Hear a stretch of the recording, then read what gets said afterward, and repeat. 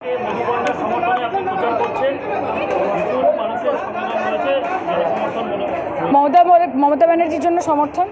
Candidate অত্যন্ত young, fresh. মানুষ সবসময় চায় যে নতুন যারা মুখ আছে তারা রাজনীতির ময়দানে উঠে আসুক। অনেকটা ভেবে কয়েকদিন আগেও একটা বৃহৎ অনশন করেছে এতটুকু বয়সে, আপনারা দেখেছেন।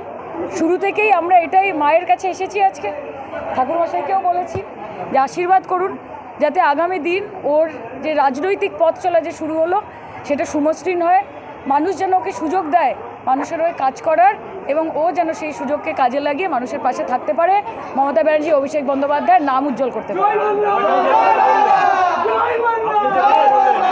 ধর্ণা মঞ্চ থেকে রাজনীতির মঞ্চ একটা থেকে আরেকটা, আমরা তো অভিনেত্রী, অভিনয়ের মঞ্চ থেকে রাজনীতির মঞ্চে এসেছি, সেখানেও একটা রাজনৈতিক ধর্ণার মঞ্চ থেকে রাজনীতিতে এসছে। এটাই তো কাম্য।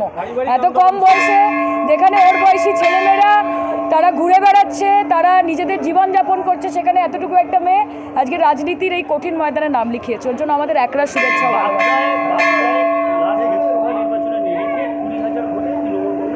এবার 40,000 ভোটে জিতবে তৃণমূল কংগ্রেস। চলো।